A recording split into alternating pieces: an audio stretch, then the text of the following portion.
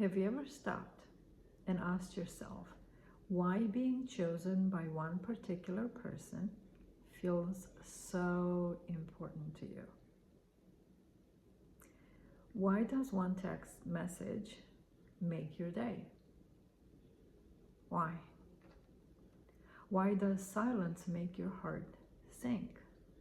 Why is that happening? Why does rejection feels like it says something about your own value? Why? You see, for years I believed that what I wanted most was to find the right man.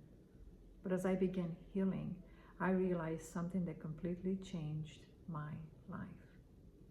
I wasn't really looking for love. I was looking for proof that I was enough. Looking back over my life, I can see that every relationship became another opportunity to finally feel chosen. When one relationship ended, I immediately hoped the next one would finally be different. Not because I had healed, but because I still believed another person's love could heal what was hurting inside of me. I wanted someone to choose me, to stay, to be faithful, to make me feel secure, and to quiet the fear that maybe I wasn't enough.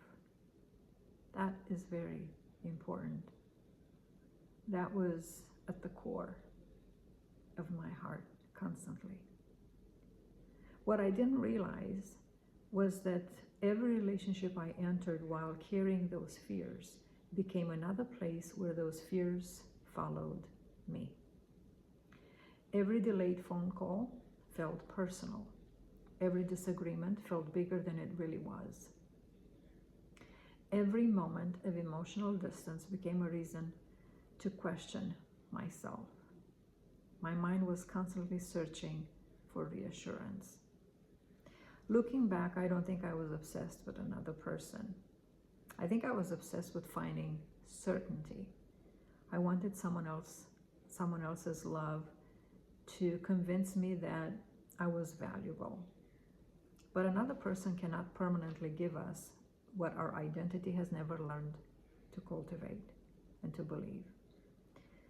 Now that realization was very painful, but it was also incredibly freeing because it meant my healing no longer depended on another person's choices.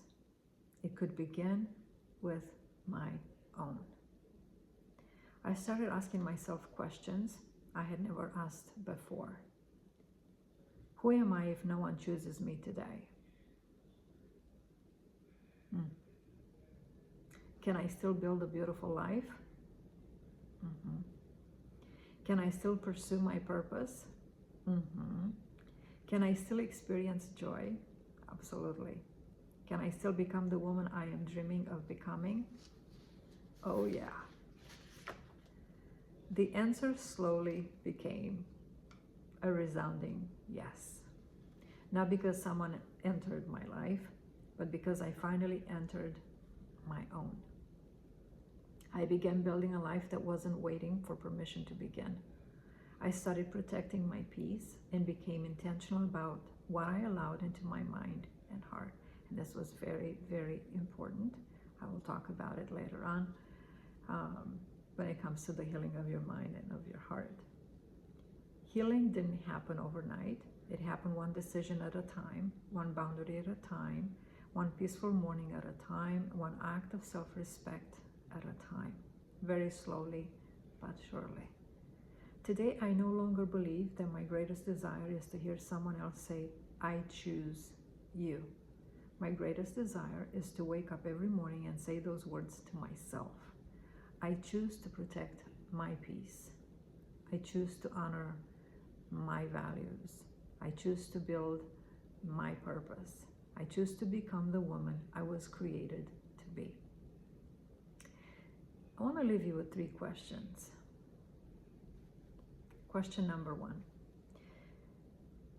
If no one chose you for the next year, what would you believe about yourself? What would your beliefs be if no one chose you? Question number 2. Where did you first learn that being chosen determined your value? Look back into your past. And question number 3, who do you want to become, whether someone chooses you or not? Now, if today's message resonated with you, I've written a personal letter that goes deeper into this journey. You'll find it linked in the description below. However, you will have to copy and paste the link into your browser. Thank you for spending this time with me. Until next time, guard your heart, build your life, and become that woman.